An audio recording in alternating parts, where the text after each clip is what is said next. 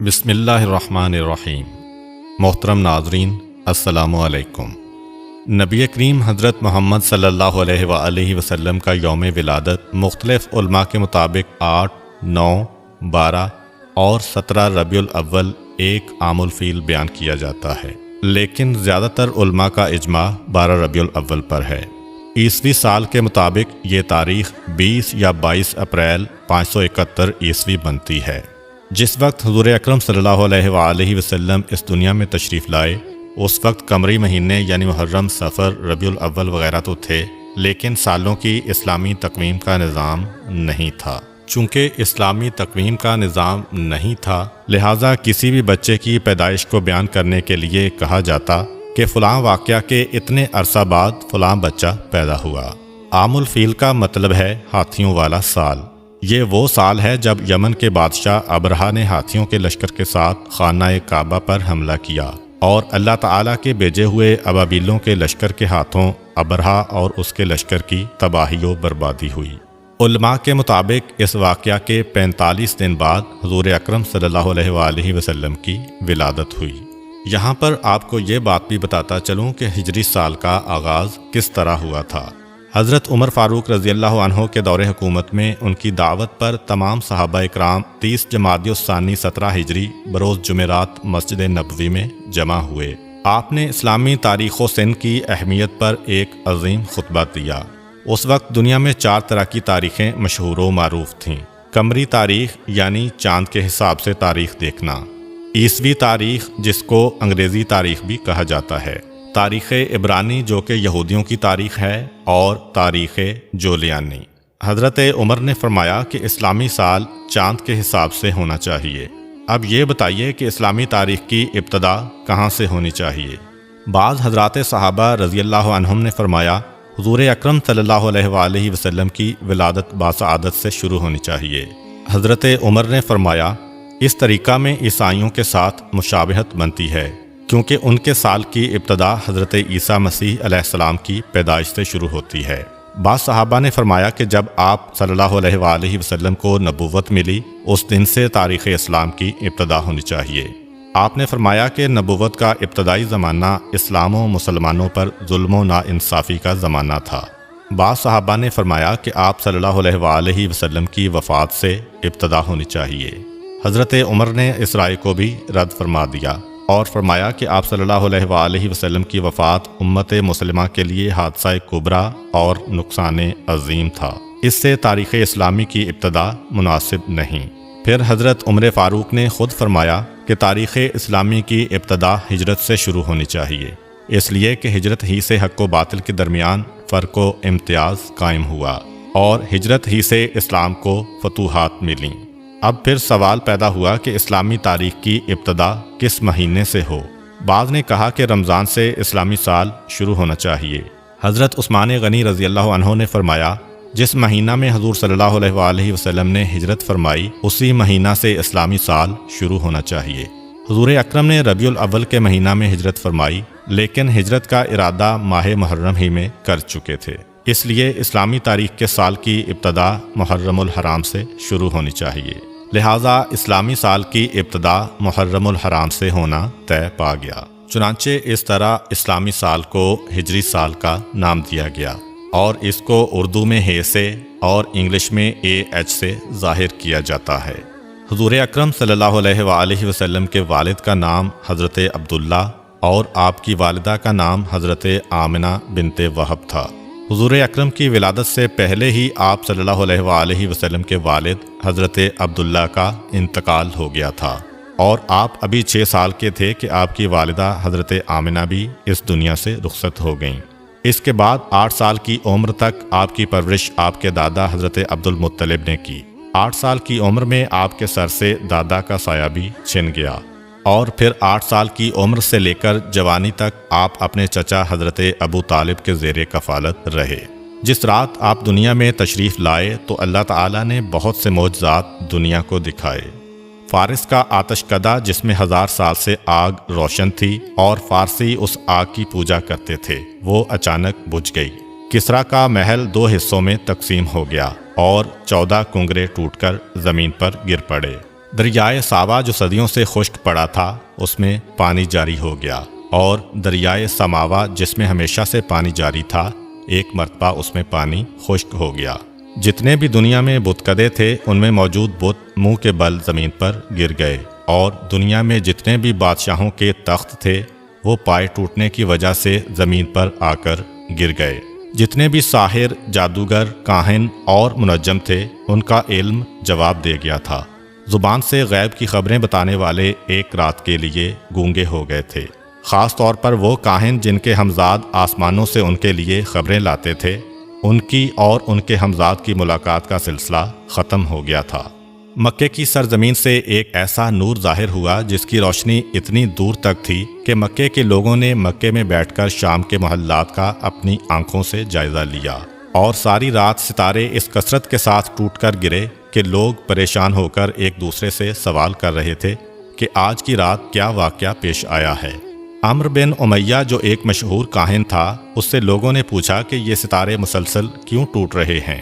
اس نے کہا، وہ مشہور ستارے جن کی مدد سے لوگ راستہ معلوم کرتے ہیں، گرمی اور سردی کے حالات پتہ چلتے ہیں، جا کر دیکھو، اگر وہ ستارے ٹوٹے ہیں تو سمجھ لینا کہ یہ رات اس کائنات کی آخری رات ہے، کیونکہ یہ قیامت کی نشانی ہے، اور اگر وہ ستارے اپنی جگہ پر باقی ہیں اور دوسرے ستارے ٹوٹ رہے ہیں تو سمجھ لینا کہ آج دنیا میں کوئی بہت عجیب و غریب واقعہ پیش آیا ہے۔ جب لوگوں نے دیکھا کہ وہ مشہور ستارے اپنی جگہ پر قائم ہیں تو انہیں یقین ہو گیا کہ آج کی رات کوئی نہ کوئی عظیم واقعہ پیش آیا ہے۔ تاریخ یہ بھی بتاتی ہے کہ آسمان سے ملائکہ کی ٹولیاں تسبیح و تقدیس کے گیت گاتی ہوئی زمین کی جانب آ رہی تھیں۔ ان غیر معمولی واقعات کو دیکھ کر جہاں انسان حیران تھے، وہاں شیطان بھی پریشانی اور حیرت میں مبتلا تھا۔ اس نے اپنے چیلوں کو جمع کیا اور ان سے کہا کہ پتہ کرو ماجرا کیا ہے۔ شیطان کے چیلوں نے ساری دنیا گھومی اور صبح کے وقت ناکام واپس لوٹے، اور شیطان کو بتایا کہ انہیں کچھ پتہ نہیں چل سکا۔ اس کے بعد شیطان نے خود نکلنے کا فیصلہ کیا اور سوچا کہ آسمان پر جا کر دیکھتا ہوں کہ فرشتوں میں کیا بات چل رہی ہے۔ اس وقت شیطان کو چوتھے آسمان تک کی رسائی حاصل تھی، لیکن آج چوتھا آسمان تو کیا، پہلے آسمان پر ہی فرشتوں نے اسے روک لیا اور آتشی ہتھیاروں سے اسے بھگا دیا۔ اس کے بعد شیطان زمین کی سیر کے لیے نکلا اور حرم کی سرزمین میں داخل ہونے کی کوشش کی، لیکن وہاں بھی فرشتوں نے اسے روک لیا۔ اس کے بعد وہ مکے کی پچھلی جانب جبل نور پر پہنچا جہاں غار حرا ہے اور جہاں حضور اکرم صلی اللہ علیہ وآلہ وسلم پر پہلی وحی نازل ہوئی تھی۔ وہاں اس نے اپنے آپ کو ایک چھوٹی سی چڑیا کے روپ میں تبدیل کیا اور پھر حرم میں داخل ہونے کی کوشش کی۔ اس مرتبہ حضرت جبرائیل علیہ السلام نے اسے پہچان لیا اور اسے وہاں سے بھگا دیا۔ شیطان نے حضرت جبرائیل علیہ السلام سے پوچھا، اے جبرائیل، آج کون سا ایسا واقعہ پیش آیا ہے کہ مجھے آسمانوں پر جانے سے بھی روک دیا گیا اور اب ایک چڑیا کے روپ میں بھی حرم میں داخل نہیں ہونے دیا گیا؟ حضرت جبرائیل علیہ السلام نے فرمایا کہ آج انتہائی مقدس رات ہے، آج سرکار انبیاء حضرت محمد صلی اللہ علیہ وآلہ وسلم کی ولادت کی رات ہے، ان کی ولادت ہونے والی ہے، اس لیے تجھے اس مقام پر داخلے سے روک دیا گیا ہے۔ شیطان نے حضرت جبرائیل علیہ السلام سے پوچھا کہ اے جبرائیل، یہ تو بتا دو کہ اس پیدا ہونے والے بچے پر میرا کوئی بس چلے گا کہ نہیں، میں انہیں بہکا سکوں گا کہ نہیں؟ حضرت جبرائیل علیہ السلام نے کہا کہ اس نور پر تمہارا کوئی بس نہیں چلے گا۔ پھر شیطان نے پوچھا کہ اے جبرائیل، کیا ان کا کلمہ پڑھنے والے میرے بہکاوے میں آ جائیں گے کہ نہیں؟ حضرت جبرائیل نے کہا، اے شیطان، رسول تو رسول، ان کے کلمہ پڑھنے والے پر بھی تمہارا بس نہیں چلے گا جب تک کہ اس کے دل میں اس دنیا کی محبت نہ پیدا ہو جائے۔ جب دنیا کی محبت پیدا ہو گئی تو شیطان اس کو اپنا غلام بنا لے گا۔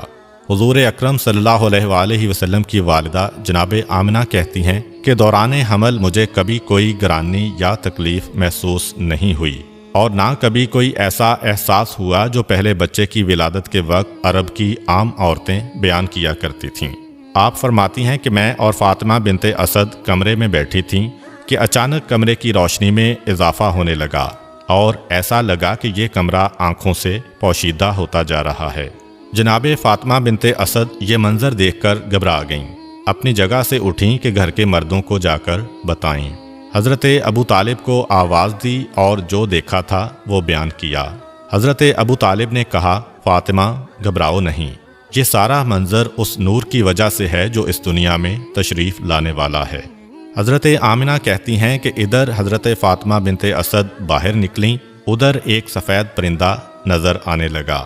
عجیب بات یہ ہے کہ مکان کی چھت بھی غائب ہو گئی ہے اور ہر طرف اس قدر نور ہے کہ جس نے میرے ارد گرد کی تمام چیزوں کو پوشیدہ کر دیا ہے، اور اب میں گویا 7ویں آسمان تک کا مشاہدہ کر رہی ہوں۔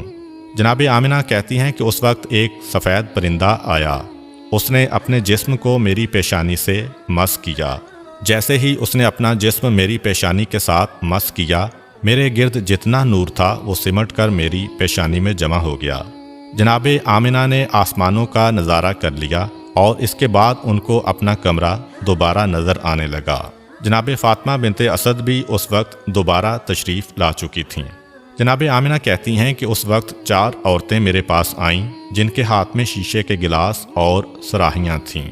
انہوں نے مجھے سلام کیا اور کہا کہ ہم جنت کی حوریں ہیں اور حکم پروردگار سے آپ کے پاس تشریف لائی ہیں۔ یہ جنت کا شربت ہے، اسے نوش فرما لیں۔ حضرت آمنہ نے وہ شربت پیا تو ایک لمحے کے لیے دنیا سے غافل ہو گئیں، اور جیسے ہی ہوش میں آتی ہیں تو کیا دیکھتی ہیں کہ ان کا بچہ ان کے پاس اس انداز میں سجدے کی حالت میں ہے کہ اس کا بایاں ہاتھ زمین پر ہے اور دایاں ہاتھ آسمان کی طرف بلند ہے۔ اس کی پیشانی خانہ خدا کی جانب ہے، اور جیسے ہی وہ سجدہ سے اٹھا اس کی پیشانی سے ایسا نور ظاہر ہوا کہ میں نے اور میری بہن فاطمہ نے اسی نور کی روشنی میں ایک طرف یمن کے سرخ محل دیکھے تو دوسری جانب بصرہ اور شام کے علاقے کو دیکھا، اور تیسری جانب ایران کے محلات ہماری آنکھوں کے سامنے آ گئے۔ حضرت آمنہ فرماتی ہیں کہ میرے ہاں بچے کی ولادت ہوئی اور مجھے پتہ بھی نہ چلا کہ یہ بچہ کس وقت دنیا میں ظاہر ہوا۔ اس کے بعد مسلسل میرے کانوں میں لوگوں کے سلام کی آوازیں آنے لگیں، السلام علیکہ یا محمد، السلام علیکہ یا احمد۔ میں نے ان 4 حوروں سے پوچھا کہ یہ کون لوگ ہیں جو سلام کر رہے ہیں؟ انہوں نے کہا کہ یہ فرشتوں کی ٹولیاں ہیں جو سلام کرنے آ رہی ہیں۔ اس کے بعد ان 4 حوروں نے کہا کہ ہم اس امانت کو جبرائیل و میکائیل علیہم السلام کے سپرد کر کے واپس جا رہی ہیں۔ ان 4 حوروں میں سے ایک نے بچے کو اپنے ہاتھوں پر لیا اور پھر آنے والے ایک نوجوان کی گود میں ڈال دیا۔ مجھے بتایا گیا کہ یہ حضرت جبرائیل علیہ السلام ہیں، ان کے ساتھ حضرت میکائیل علیہ السلام ہیں، اور دونوں کے ہاتھ میں جنت کے پانی سے بھرے ہوئے لوٹے تھے۔ انہوں نے اس پانی کو بچے کے اوپر ڈالنا شروع کیا اور فرمایا، اے آمنہ، اس بچے کو اس پانی کی ضرورت نہیں ہے کیونکہ یہ پاک و پاکیزہ ہے، اسے غسل کرنے کی ضرورت نہیں ہے، مگر ہم نور و صفا میں زیادتی کے لیے اس پانی سے غسل دے رہے ہیں۔ جناب آمنہ کہتی ہیں کہ میں نے دیکھا کہ بچہ ختنہ شدہ ہے، ناف کٹی ہوئی ہے اور پاک و پاکیزہ ہے۔ حضرت جبرائیل و میکائیل علیہم السلام ابھی نہلا کے فارغ ہوئے تھے، اچانک آسمان سے ایک سفید رنگ کا بادل نمودار ہوا اور اس نے اس بچے کو چھپا لیا۔ اس کے بعد میرے کان میں کسی نے کہا کہ اسے لے جاؤ اور دنیا کے پہاڑ اور جنگل دکھاؤ، اور ہر ایک سے کہو کہ یہ تمہارا آقا اور سردار ہے، تمہیں اس کی اطاعت کرنا ہے۔ ایک لمحے بعد وہ بادل جس نے بچے کو پوشیدہ کیا ہوا تھا ہٹا، اور بچہ سبز رنگ کے ایک گہوارے میں لیٹا ہوا نظر آیا۔ مجھے نہیں پتا کہ یہ گہوارہ بھی کہاں سے آیا۔ بچے کے ہاتھ میں 3 چابیاں ہیں، اور کسی نے بآواز بلند کہا، اس میں سے ایک چابی فتح و نصرت کی ہے، دوسری چابی دنیا کے نفعات کی ہے، جو اس کے ساتھ چلے گا وہ نفع حاصل کرے گا، اور جو اس سے منہ موڑے گا وہ نقصان اٹھائے گا، تیسری چابی نبوت کی چابی ہے، پس نبوت کے سلسلے کو اس نے قفل لگا دیا، اس کے بعد کوئی نبی نہیں آئے گا۔ یکا یک میں نے دیکھا کہ ایک دوسرا بادل نیچے آیا اور اس نے پھر اس بچے کو پوشیدہ کر دیا۔ پھر کسی نے میرے کان میں کہا، اسے لے جاؤ اور دنیا میں جتنے چرندے، پرندے، درندے، اولیاء اور نیک انسان ہیں ان سب کو اس کی پہچان کراؤ اور ان سے کہو کہ یہ تمہارے آقا و سردار ہیں، تمہیں اس کی اطاعت کرنا ہے۔ تھوڑی دیر بعد وہ بادل بھی ہٹ گیا اور میرا بچہ اسی انداز میں گہوارے میں لیٹا ہوا ہے، اور اب اس کے سرہانے 3 آدمی کھڑے ہیں۔ ان میں سے ایک کے ہاتھ میں شیشے کی بنی ہوئی ایک صراحی ہے، دوسرے کے ہاتھ میں موتیوں کا بنا ہوا ایک چوکور تشت ہے اور تیسرے کے ہاتھ میں ایک سفید رومال ہے۔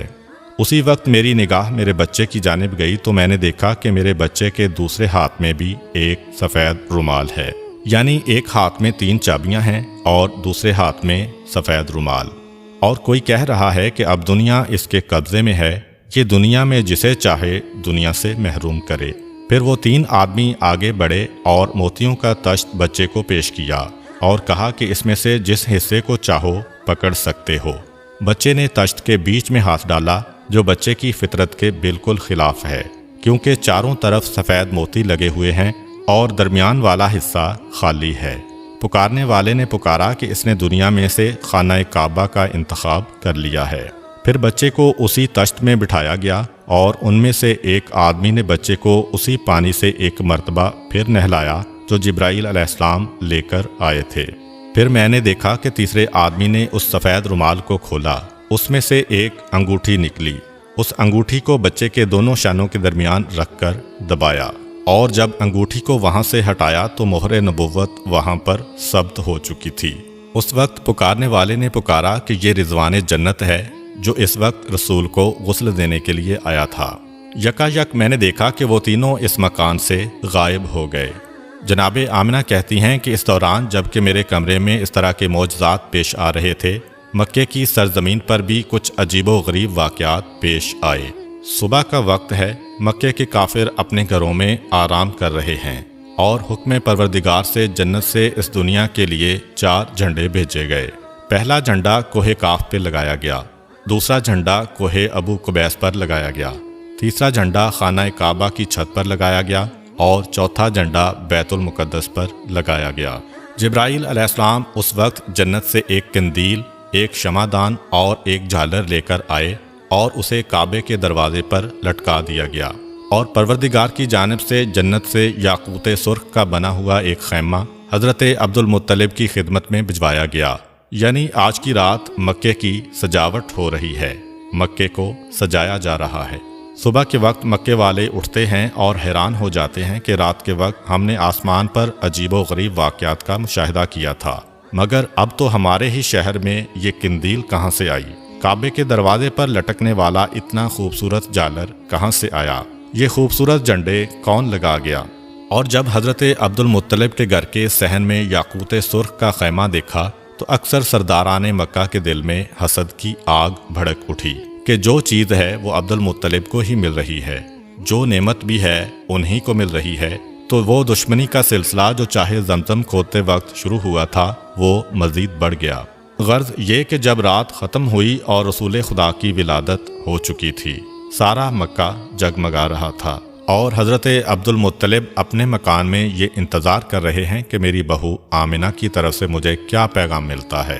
دوسری طرف سارا مکہ کعبے کے باہر جمع ہے۔ ایک یہودی عالم خانہ خدا کے باہر بے چینی اور بے قراری کے عالم میں ٹہل رہا ہے اور ایک سے سوال کر رہا ہے کہ کیا کل تمہارے ہاں تو کسی بچے کی ولادت نہیں ہوئی؟ سب لوگ اسے پاگل سمجھ رہے ہیں کہ اس سوال کا مقصد کیا ہے۔ اس نے کہا کہ میرا علم گواہی دے رہا ہے کہ کل مکہ میں کوئی بچہ پیدا ہوا ہے، تو پس بنی اسرائیل سے پیغمبری ختم ہو گئی ہے۔ یہودیوں کے لیے ہمیشہ ہمیشہ کی ذلت ان کا مقدر بن چکی ہے۔ مجھے پریشانی اسی بات کی ہے۔ وہ بے چینی سے ٹہل رہا ہے کہ میرا قبیلہ ہمیشہ ہمیشہ کے لیے ذلیل ہونے والا ہے، پیغمبری ہم میں سے ختم ہونے والی ہے۔ بار بار آتا ہے اور ہر ایک سے سوال کرتا ہے کہ خدا کے لیے بتا دو، تم میں سے کسی کے ہاں بچے کی ولادت تو نہیں ہوئی؟ ہر ایک نام میں جواب دیتا ہے۔ آخر میں گھبرا کے کہتا ہے کہ کوئی یہاں آنے سے باقی تو نہیں بچا؟ لوگوں نے کہا کہ انتظار کرو، ابھی سردار مکہ آنے والے ہیں، جب وہ آئے تو ان سے سوال کرنا، باقی سب تو یہاں پہنچ چکے ہیں۔ یہودی عالم کو پتہ چلا کہ حضرت عبد المطلب کے ہاں پوتے کی پیدائش ہوئی ہے۔ بے چین ہو کر حضرت عبد المطلب کو کہتا ہے کہ ایک مرتبہ میں اس بچے کی زیارت کرنا چاہتا ہوں، تاکہ جس مقصد کے تحت میں اپنے وطن کو چھوڑ کر اتنے مہینوں سے مکے میں مقیم ہوں وہ پورا ہو جائے اور مجھے پتہ چل جائے کہ واقعاً وہی بچہ پیدا ہوا ہے کہ نہیں۔ جناب عبد المطلب اس عالم کی بے چینی کو دیکھتے ہوئے پیغمبر اسلام کو ایک گہوارے میں لے کے آتے ہیں۔ یہودی عالم کی نگاہ اس بچے پر پڑی اور بے اختیار چیخ ماری کہ یہی وہ بچہ ہے کہ جس کے بعد بنی اسرائیل کی بادشاہت ختم ہو گئی، بنی اسرائیل سے نبوت ختم ہو گئی۔ یہی وہ بچہ ہے جو ساری دنیا کا حکمران بنے گا، اور اس کی وجہ سے عرب اپنی سرزمین سے نکل کر ساری دنیا میں پھیلیں گے۔